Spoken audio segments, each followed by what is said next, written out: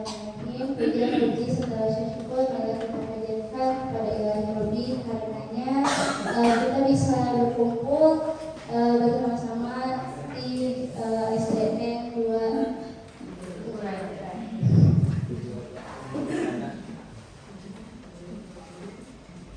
yang terhormat Kepala Sekolah SDN 2 kemudian yang terhormat Bapak Dosen UPI Kampus Tasikmalaya, dan yang saya hormati Ibu serta Bapak guru yang telah menyempatkan hadir dalam acara workshop kali ini. Untuk mempersingkat waktu, mungkin kita mulai saja. Kita mulai acara workshop pengenalan fresh grad hari ini dengan bacaan basmalah bersama-sama. Bismillahirrahmanirrahim. Boleh mungkin langsung pada acara utama.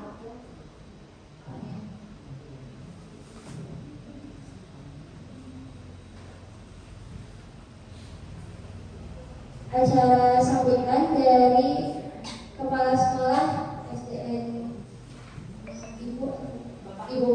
Bapak Kepala Sekolah Foto dan saya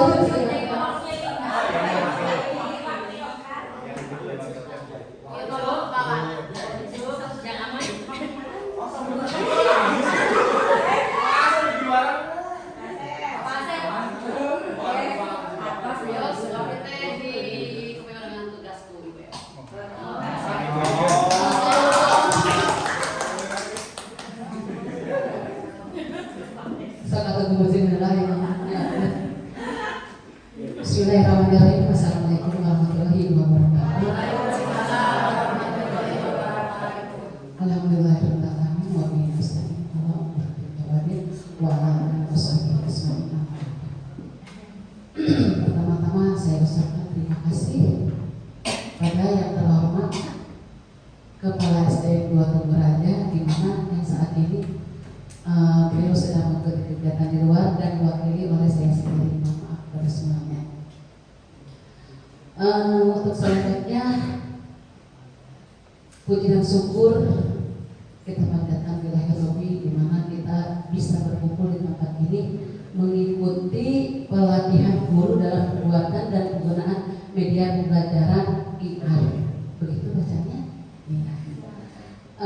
Salawat dan salam kita curahkan kepada junjungan Nabi Muhammad SAW, kepada para sahabatnya, kepada keluarganya, dan mudah-mudahan sampai kepada kita semuanya. Amin ya rabbal alamin. Yang terhormat Bapak Erwin, mohon maaf saya belum tahu nama lengkapnya. Bapak Erwin, di mana beliau akan mengisi sebagai narasumber dalam pelatihan ini. Dan saya ucapkan terima kasih kepada rekan-rekan seperjuangan saya, rekan-rekan guru SDN 2 Tugu Raja. Berikutnya, saya ucapkan selamat datang kepada Bapak Erwin dan timnya di SDN 2 Tugu Raja ini, di mana lokasi SDN 2 Tugu Raja ini lokasinya di dalam, bukan di pinggir jalan besar gitu. Apakah kesulitan Bapak atau menemukan SDN 2 Tugu Raja? Alhamdulillah tidak kesulitan.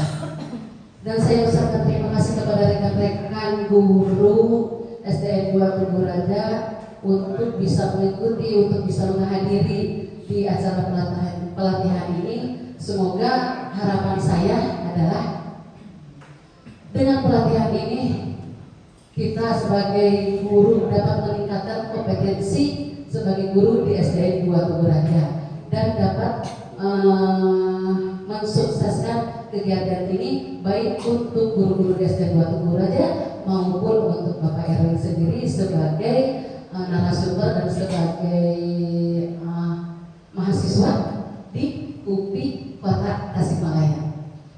Mungkin itu yang saya dapat sampaikan. Akhir kata saya ingin menyampaikan sebuah pantun.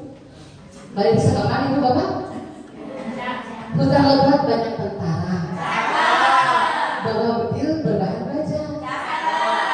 Buat sahabat se-SD 2 Tugu Raja, semangat pagi, semangat kerja. Wassalamualaikum warahmatullahi wabarakatuh. Baik, terima kasih kepada Ibu yang sudah memberi sambutan untuk mewakilkan kepala sekolah. Kemudian sambutan untuk ketua tim PKM.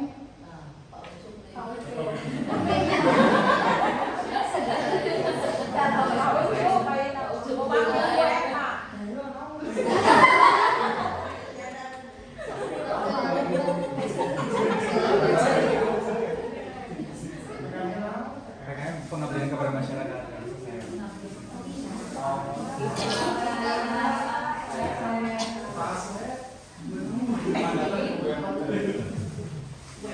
Assalamualaikum warahmatullahi wabarakatuh. Selamat siang Bapak Ibu guru yang hebat. Semangat.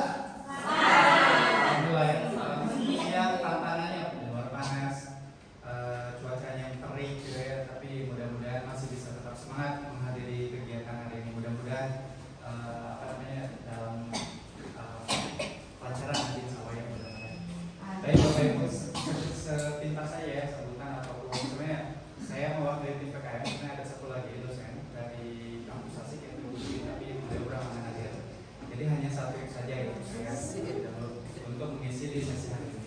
Rencananya memang kami mengadakan untuk 2 hari ya, pada hari ini dan nanti di hari Selasa di Kamis, maaf ya, Selasa dan Kamis. Waktunya juga kurang lebih sama. Kami coba maksimalkan untuk tidak terlalu lama, tapi masih bisa efektif seperti itu. Karena khawatir mengganggu jam pulang Bapak Ibu ya, jam 3 selesai. Sama kalau misalnya di Tenggo ya, kalau di kampus juga salah jam 4 udah pada Tenggo gitu ya, keluar segala macam. Oke, baik Bapak Ibu, ini latar belakang dari pelaksanaan PKM ya, pengabdian kepada masyarakat ini, bentuknya dengan workshop ini adalah bagian-bagian dari luaran dari hasil penelitian yang sudah kami lakukan di SDL, kemudian juga di SDL yang lainnya, di SDL lainnya yang sudah dilaksanakan dari awal tahun sampai ke akhir bulan tahun seperti itu. Dan kami ingin mencoba untuk berbagi hasil dan juga pengalaman untuk pengembangan khususnya flashcard.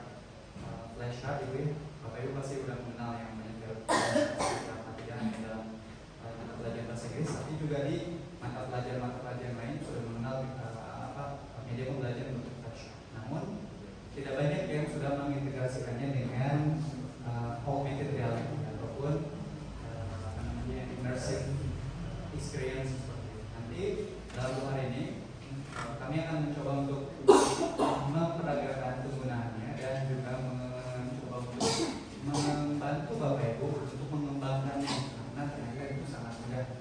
Kalau misalnya Bapak Ibu lihat di buku-buku paket ataupun di buku yang dijual bebas di Gramedia contohnya, suka ada QR code ataupun barcode yang bisa di-scan yang nanti bisa muncul sesuatu, apakah itu melalui ke video penjelasan kan, ataupun misalkan ada gambar yang bergerak atau seperti apa. Nah, untuk kurang lebih seperti itu ya teknisnya, atau penggunaan dari augmented reality ataupun penggunaan integrasi dengan pemodal itu. Hanya saja nanti bentuknya kalau flashcard dan ini diintegrasikan dengan pembelajaran khususnya di kelas 1 SD. Tidak banyak mungkinnya Bapak Ibu yang mengajar di kelas 1 SD yang beberapa, tapi ini contohnya aja disituasikan dalam satu kelas 1 SD. Bisa nanti diintegrasikan lagi di kelas yang lain. Dan sebenarnya kegiatan ataupun rencana ini sudah dirancang jauh hari di awal bulan atau bahkan di akhir tahun kemarin bersama Pak Dr. Sutomo. Beliau juga menanyakan ini gimana terkait dengan bahasa Inggris PSD kayak gimana segala macam. Setelah ditelusuri dan sudah lihat dan dilakukan studi pendahuluan, kemudian juga studi referensi. Memang kesulitan utama adalah terkait dengan proses makanan. Dan salah satu media yang bisa digunakan untuk menunjang kegiatan pembelajaran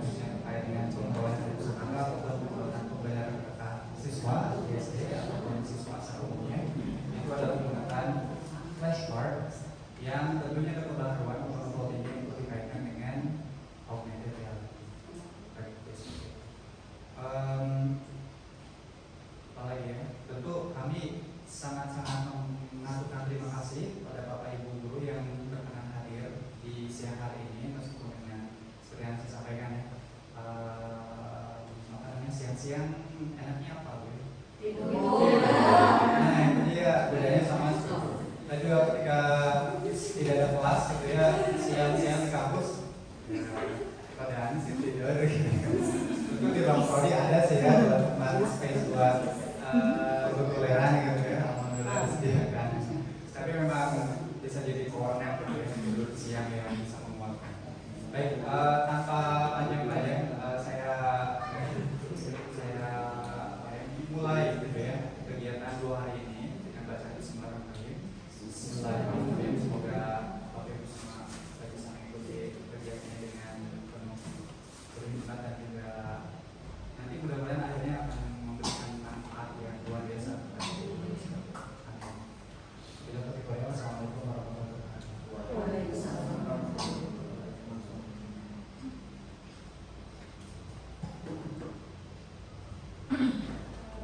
Terima kasih Bapak Erwin.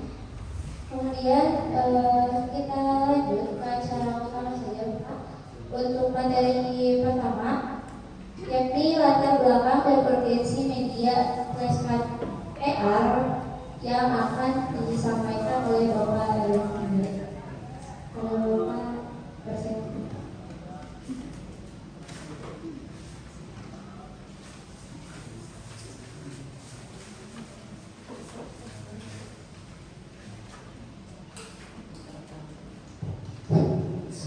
Assalamualaikum warahmatullahi wabarakatuh.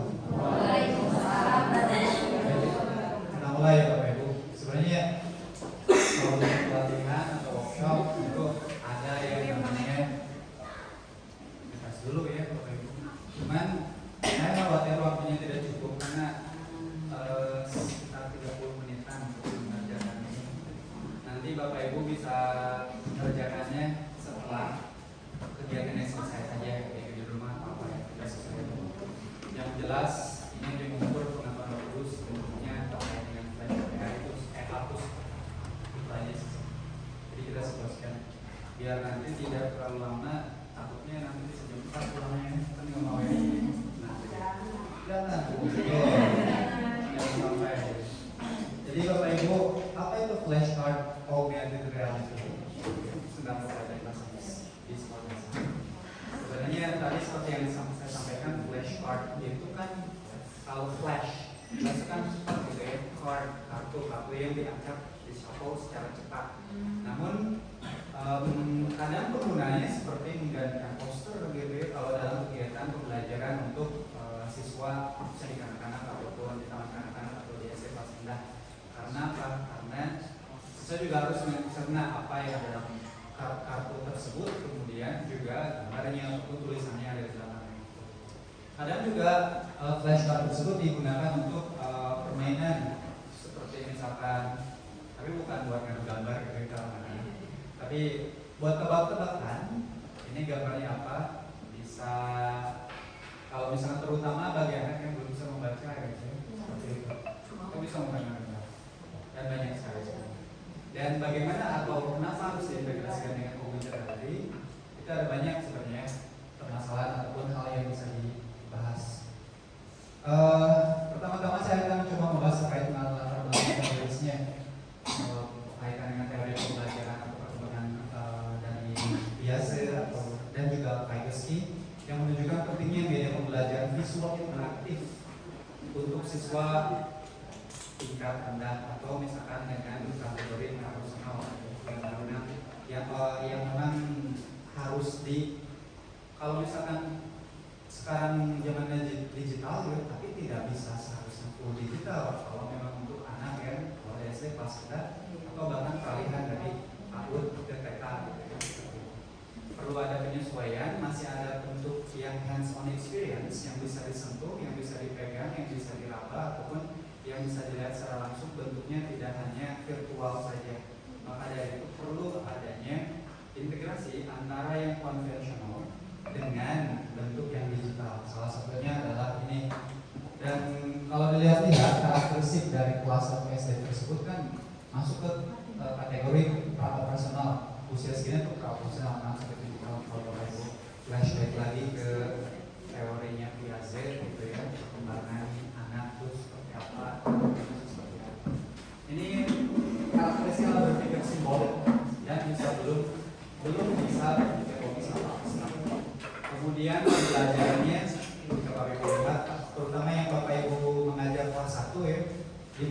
apapun. Tentu ini dominannya itu visual learning, kemampuan visualnya yang menonjol, meskipun bisa jadi ada gaya belajar lain yang muncul juga dalam diri anak kelas 1 itu. Tapi kebanyakan karena mereka tuh dari melihat mau observasi dulu, hanya visual learning itu yang paling dominan. Proses gambar dan teks dibandingin dengan teks, karena Bapak Ibu kelas 6 kelas 1 kan pasti paham ya, anak belum full bisa membaca, meskipun sudah kalau syarat itu masuk SD masih ada syarat harus bisa baca. Tidak ada. Tidak kan ya, nggak ada itu isu yang belakang-belakang saja. Tapi kebanyakan orang tua zaman sekarang juga dari TK udah masukin kelas baca gitu. Dan segala macamnya bimbel-bimbel ini itu kasihan juga anak-anak sudah terbebani dari kecil. Harusnya kan belajar. Ini juga yang di bulan Mei kemarin kita bertemu dengan dubes Indonesia untuk Thailand yang kebetulan orang Tasik gitu ya, asal Tasik.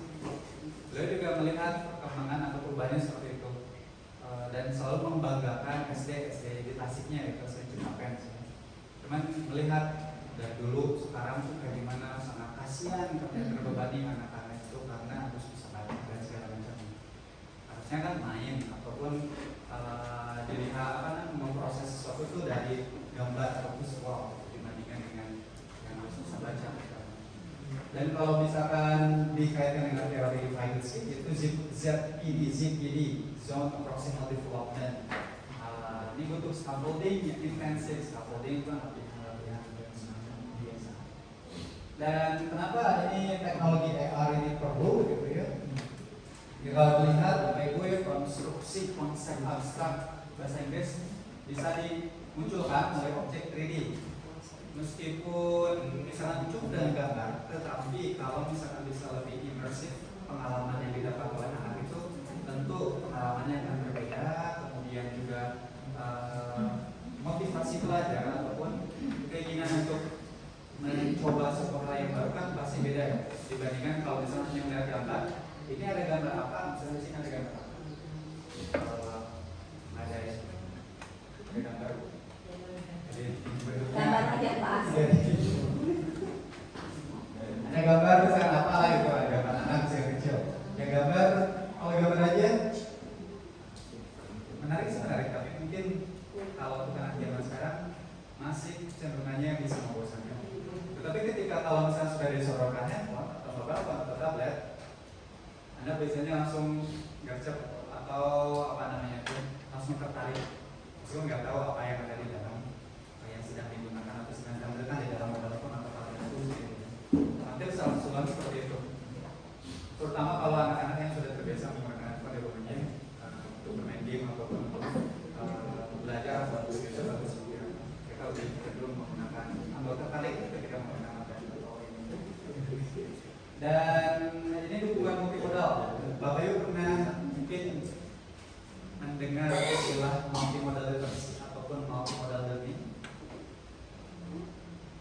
Mode kan cara ya, multi berarti kan beragam. Jadi beragam cara penyampaian. Jadi tidak hanya visual saja, tetapi penggunaan flash card yang berbasis augmented reality itu bisa mengintegrasikan auditorinya, atau ada suaranya muncul dari handphone. Bisa nanti kita rekat videonya, ada suara, kemudian tetapi yang dilihat ataupun yang ada di dalam handphone muncul layarnya itu satu yang memang dia juga melihat, kalaupun tidak melihat di layar gitu. Jadi kayak transparan karena lewat kamera. Berbeda kan kalau misalkan nonton video saja, jadi fokus ke video saja sangat itu, tanpa melihat sekelilingnya ada apa. Bahkan kalau dipanggil juga kan suka noleh kalau anak-anak kalau sedang lihat video dengan asik. Nah, ini bisa mendukung pembelajaran multimodal sesuai dengan penggunaan kognitif.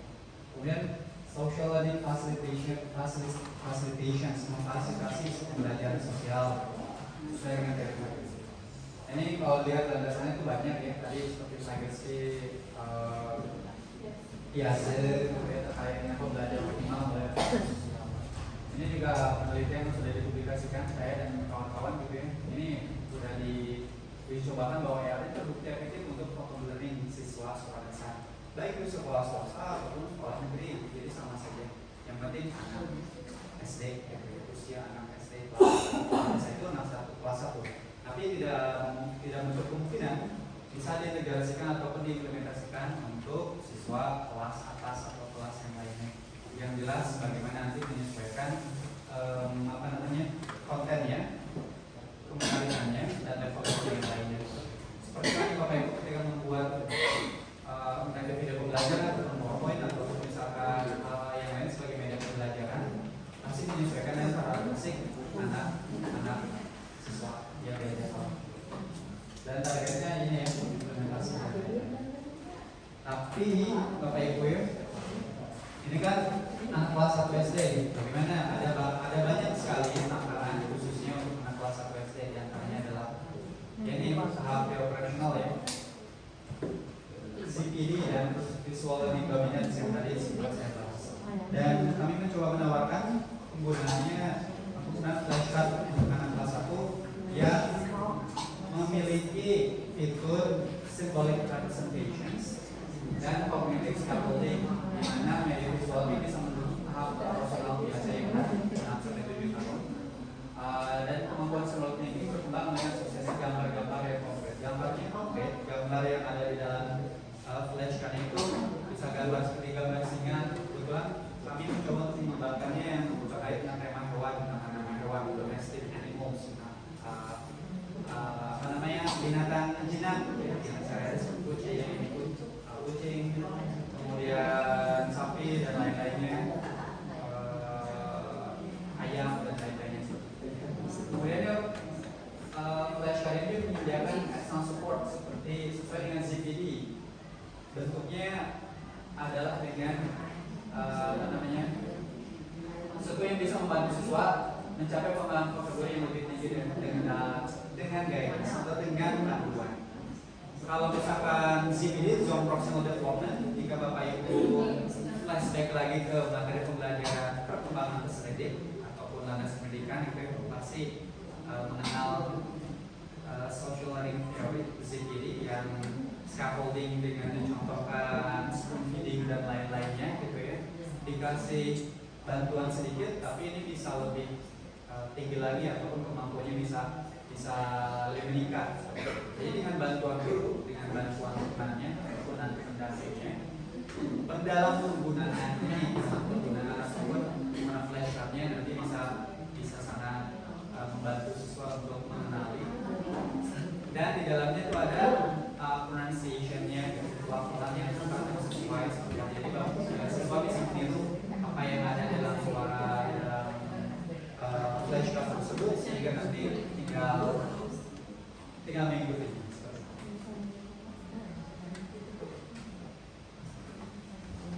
Ini kita coba. Nah ini ya Bapak Ibu, flashcard yang kelas 1 banyak.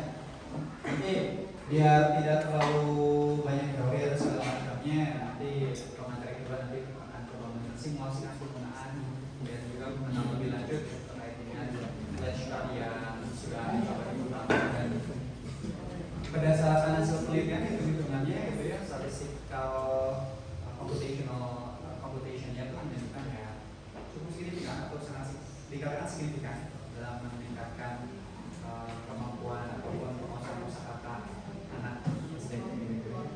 Ini contohnya itu manfaatnya kalau misalnya dilihat ya, manfaatnya apa saja banyak sekali, dari mulai visual cognitive, interactive learning, memory enhancement. Dengan menggunakan flashcard biasa saja ini bisa lumayan banyak membantu ya, apalagi kalau misalnya kita kasihkan dengan teknologi. Karena apapun itu kalau misalkan disesuaikan dengan kebutuhan anak pada zaman sekarang, tentu akan sangat cocok dan juga sesuai.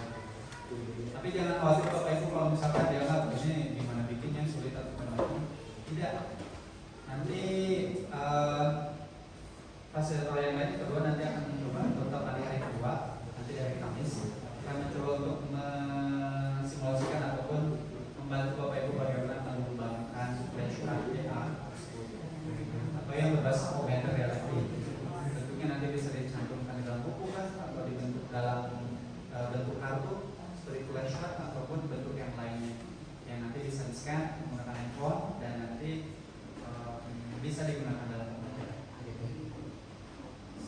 yang pertama tadi saya sampaikan bahwa ini terkait visual concrete, ini objek 3D memenuhi kebutuhan hal proporsional tadi sudah sampaikan.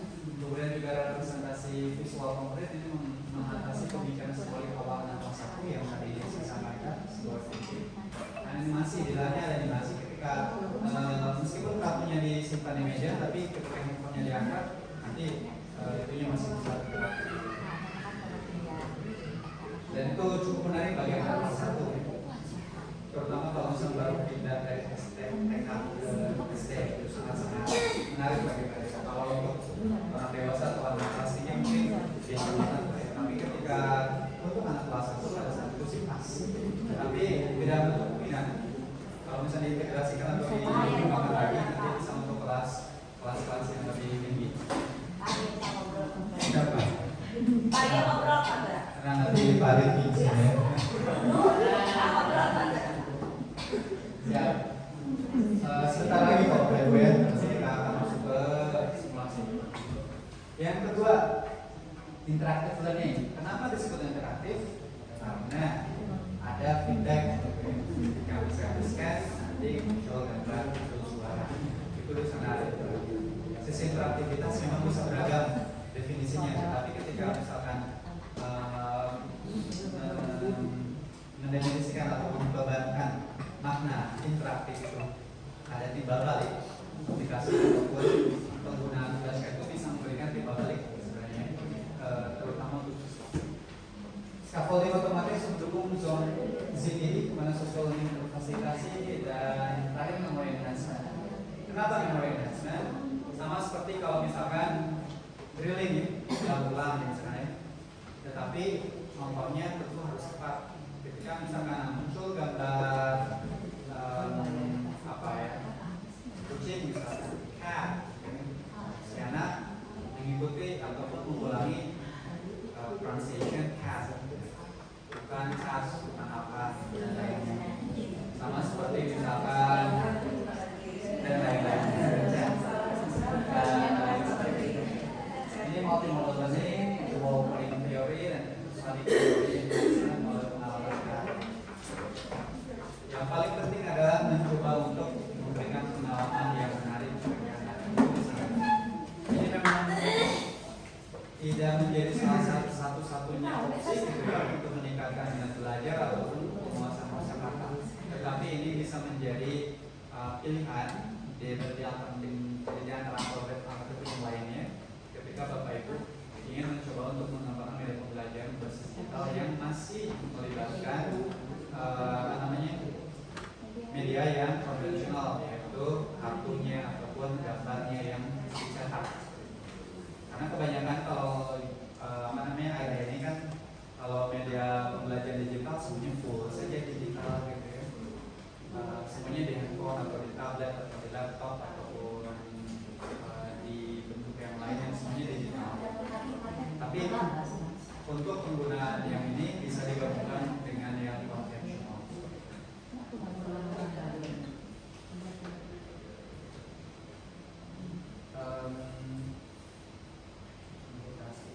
Ini harapan sebenarnya. Harapannya seperti apa nanti ketika kurang lebih seperti ini, contohnya ini gambar handphone. Nanti bisa muncul seperti ini kalau memang dikembangkan lebih lanjut. Tapi yang sudah kami kembangkan itu masih sederhana, yang jelas ada apa nih? Ada gambarnya yang muncul, augmented kan terpancarkan gitu. Seperti reality juga berbentuk 3 dimensi kalau di layar. Kemudian ada suaranya, kemudian nanti bisa bisa berdasarkan observasi dan juga perhitungan statistik gitu ya, siswa merasa sangat tertarik ketika menggunakan itu. Kelas 1 ya. Ini implementasi ya, tentunya Bapak Ibu nanti diharapkan sih mampu menerapkan flashcard ini sesuai dengan tahapan profesional. Kalau ini khusus untuk yang kelas BC ataupun kelas menengah. Tapi ketika Bapak Ibu mengajar di kelas tinggi, tentu sama saja nanti bisa dicoba diimplementasikan.